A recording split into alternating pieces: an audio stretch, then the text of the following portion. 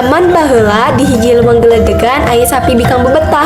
Eta sapi bikang teh katelan lembu wulung. Dume buluna hideung meles. Cek ujaring carita, lembu wulung lain sapi samanea, tapi kajadian widadari ti sawarga Maniloka nu ditudung ku Batara Indra dirupakeun sapi sapanjang nandangan Supata. Mang tahun-tahun lembu wulung nyorang kahirupan sangsara. Tong boroning bangsa satuan sejen, bangsa sapi deui oge teh nu daekeun ngadeukeutan. Sapoe-poena lembu wulung nyingkrem di jero ruyuk. Sakapeung mun lapareun oge sok neangan bebetian jeung pupucukan nu sakirana ngeunah di dahar. Nepi ka hiji mangsa sabot lembu wulung keur neangan dahareun, anjeunna nempo di beh lebak aya aletan tukang boro mencek. Dina waktos eta lembu wulung beberebetan ngelarian tempat nyumput. Ayo orang ke belah ditu euy. Ditinggal asa sora di tempat kalian eta. Mana aya soranana eta? Bawa sora satu. Wah, anu bener. Alus atuh aya satu mah. Tadi di dieu teh menang naon. Tah, sigana belah ditu. Tuh kan bener sigana mah eta bencas di dinya teh. Oh, eta mah suara beliau urang. Teu lila aleutan tukang moro eta neraskeun morona, sedengkeun lembu wulung kapikiran nalika anjeunna masih di kahyangan. Kusabab ningali tukang moro mencek anu garagah tur karasep.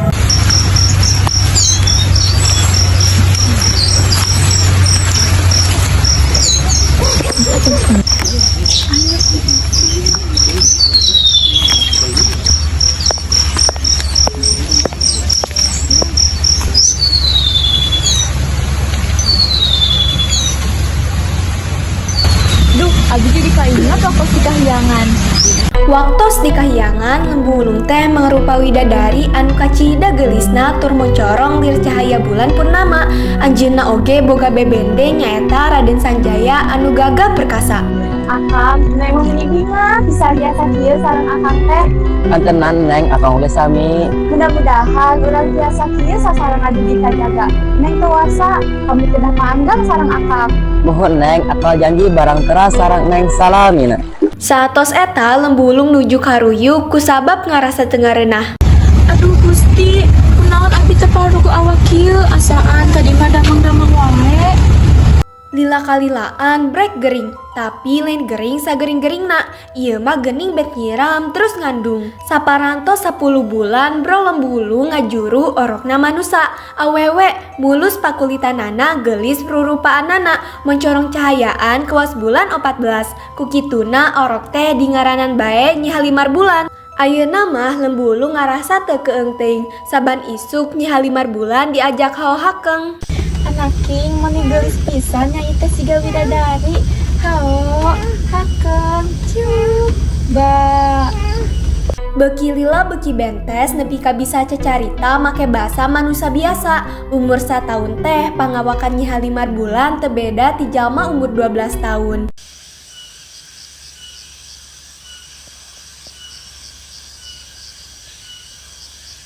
Nyi, ulah kaluarnya kusabab di luar teh diseueur sasatuan liar. Mohon, Mak. Nyai, entin tekenging mukakeun panto, upami emak teh acan ngawihnya, tekenging sagawaya muka-mukakeun panto. Ngawihna kumaha, Mak? Kos kieu, Nyi. Nyi Kalimar, ieu emak geus datang, gera buka tulak panto. Babawa gerago boro. Oh, nya Mak.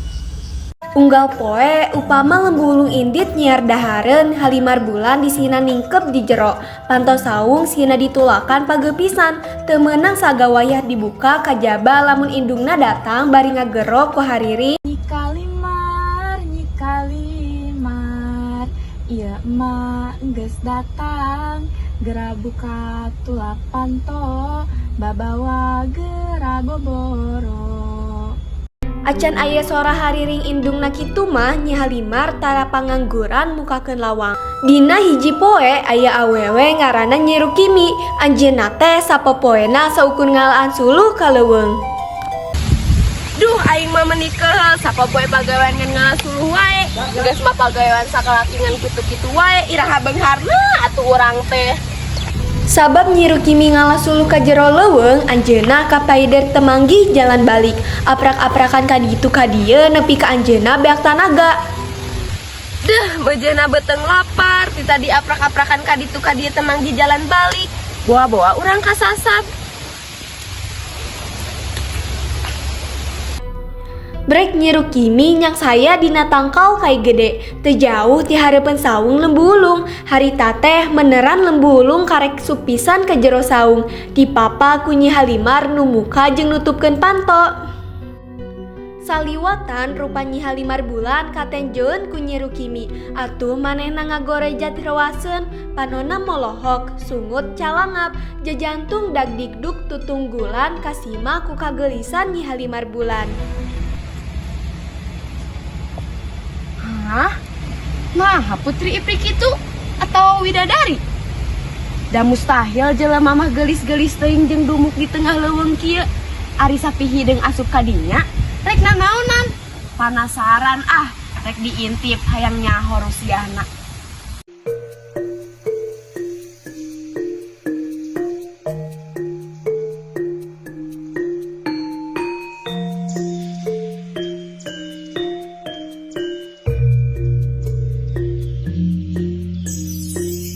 Terekel Nyi Rukimi nekana tangkal ngengklak dina dahan panghandapna.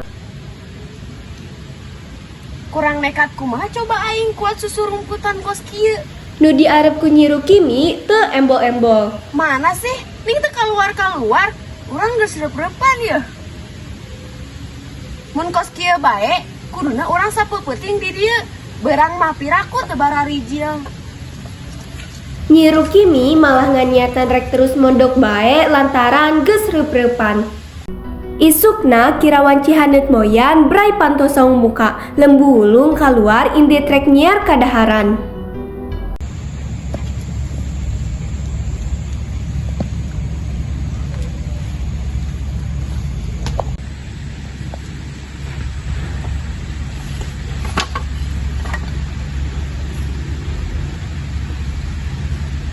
Tah eta sapi hideung teh keluar oge.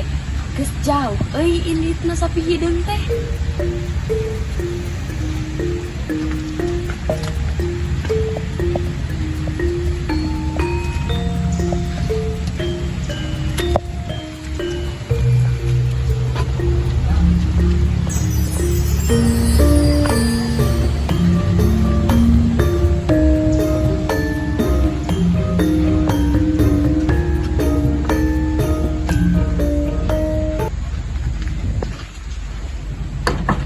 Sampurasun pangesi saung. Sampurasun pangesi saung. Nepi kalima kali uluk salam ti jero saung teu kadengi aya suara kecet-kecet. Nyi Halimar Bulan ngadedempe senaka bina-bina ngadengi suara anyar pinanggih. Kusabab teu dibuka bae Nyi Rukimi beak kasabaranana, panto saung dicoba disurung-surung. Edan amatan ieu meuni hese dibukana. Siga nama ditahan pageh ku aing rek ditungguan nepi ka sadatangna sapi hideung. Piraku sugan teu kanyahoan cara-carana menta dipangbukakeun ieu ti jero. Sabot ngadagoan Nyi Rukimi lelempangan heula neangan jalan balik. Kabeneran kapanggil Lembulung ayeuna mah. Tuluy manehna neangan dahareun saaya-aya. Geus sakirana usuk pidatangan Lembulung, gancang manehna balik deui ka tempat pangintipan.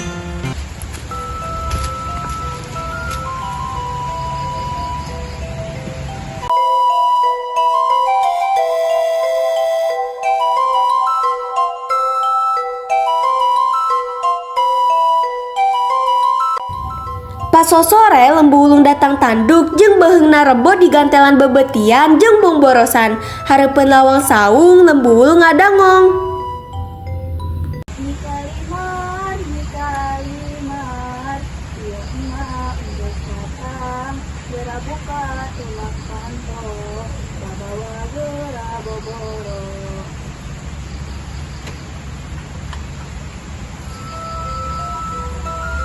Brai panto muka Lembulung asup. Nyi Halimar katembong ku Nyi Rukimi. Bruk panto nutup deui, geus apal kitu mah Nyi Rukimi gura-giru balik. Teu panasaran aing kasasep mondok moek di leuweung oge.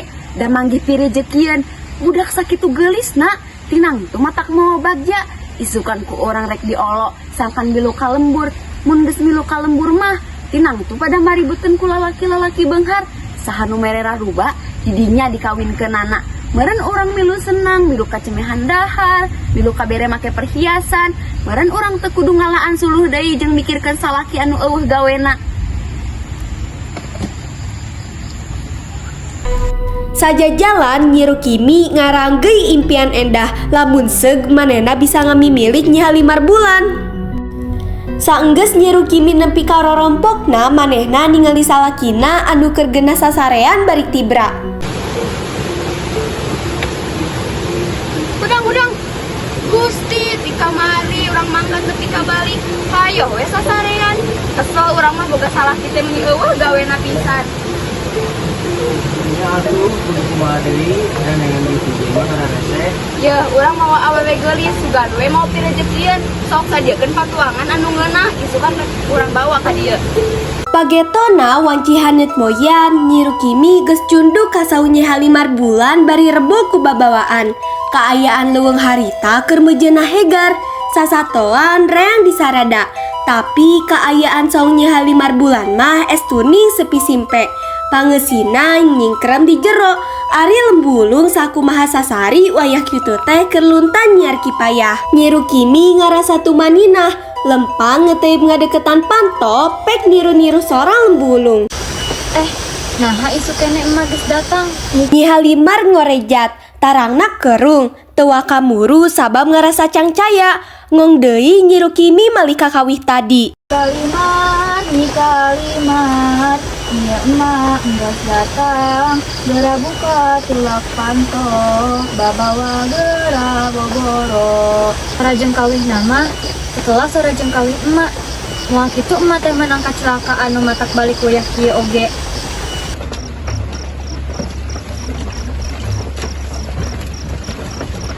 Tong ruas-ruas Nyai, binya aja nyimpang ka dia arek tepang jeung Nyai.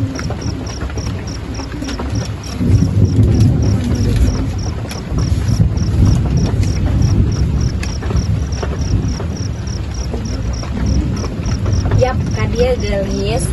Endi mau kadaharan anu ngareuna. Moal nganaon, endi mangan hayang amroh timbalan kirim pungkul.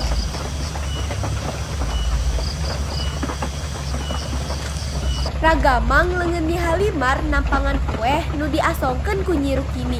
Dihuapkeun saeutik, diicip-icip, tuluy diseleweukeun.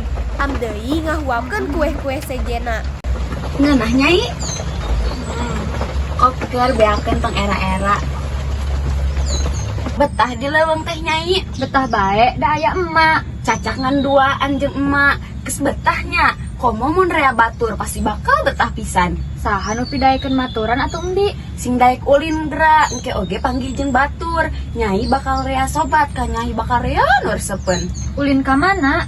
Ka ditu, ka Pilembeureun, ka tempat matuh jalma-jalma model urang. Embung sin sasab ongkos bicaram ku emak teu meunang ka mamana.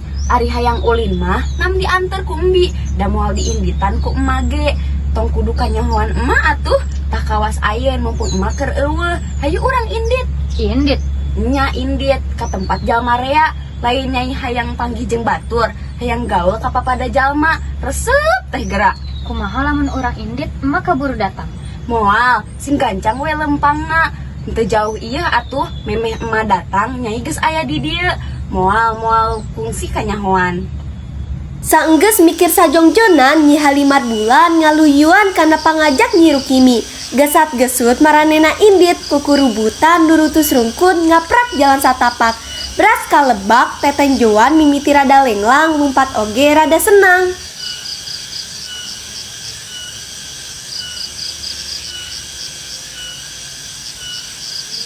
Dibubulak geus mimiti ka tembong jalma ancal-ancalan nu keur ngangon, nu keur ngawas subuh, jeung nu keur ngabukbak pihumaeun.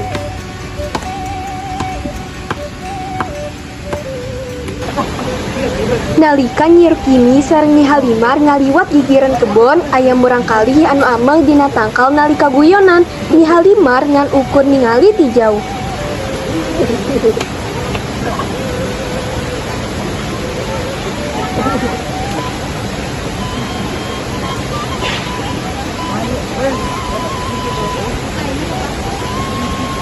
Mualami deui anjeunna neraskeun perjalananna ngalangkung lapangan. Nyi Halimar penasaran ningali ti jauh seueur barudak saumuranna keur arulin siga oray.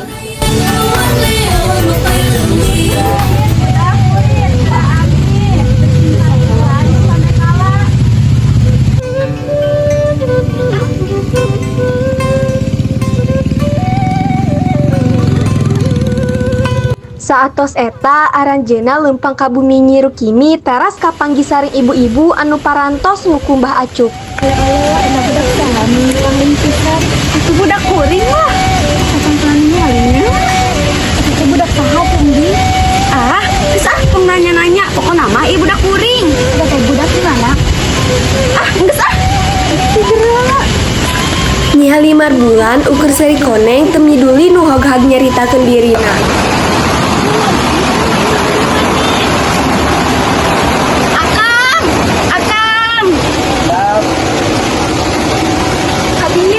Abi mau budak. Budak sana. Budak urang lah.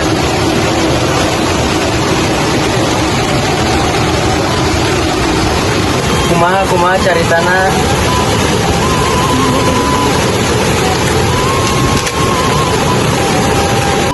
Nyi Rukimi nyaritakeun sadayana hal anu anjeunna nerelet nalika milarian suluh.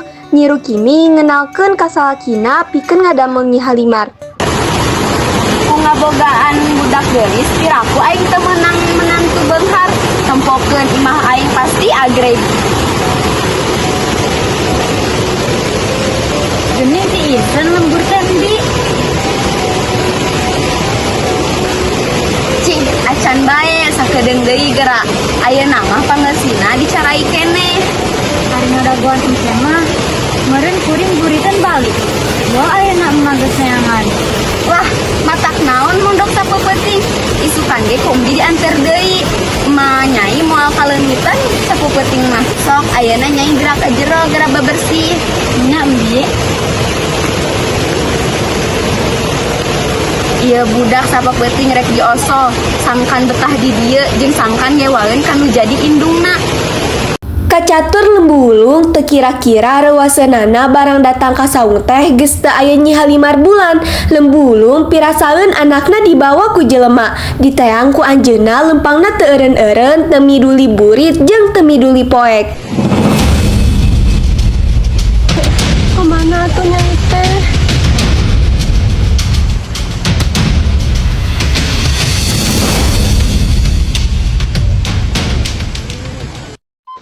Pikeun sababaraha waktos milarian tungtungna lembu ulung mendakan hiji bumi dipireaeun aya budakna. Nyi Halimar, hayu joa teramulang, pangulin kamalinaan, debu sita lalan joa. Hah? Emak. Cicing naik pengyuara.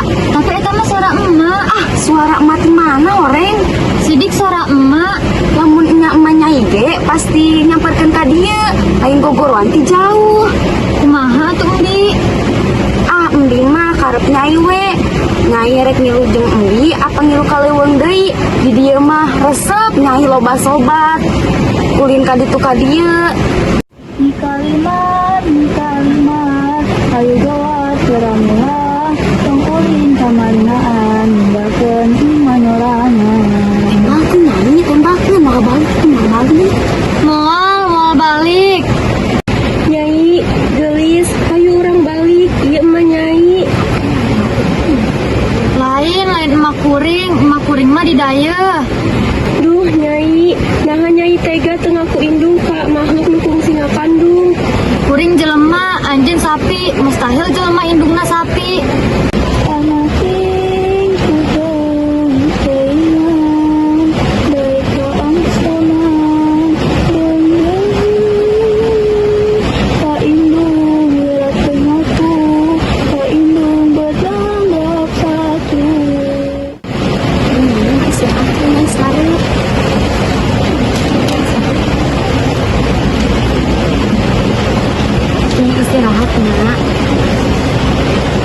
Lembu ulung perih hate anjeunna cerik sabari ngadoa pek budakna dipasikeun azab. Telila suara guludug, hujan badag, jeung gempa datang di wilayah lembur eta. Nyai udah nyai, tolong. Tolong.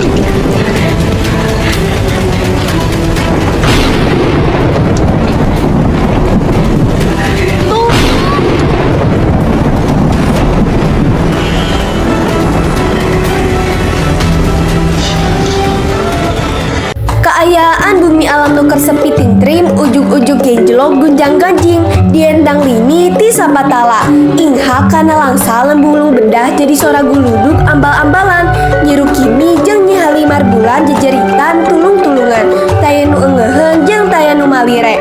Waktu keayaan geus jempling deui, lembulung pada nyambat ku widadari-widadari ti langit diajak mulang ka kahyangan.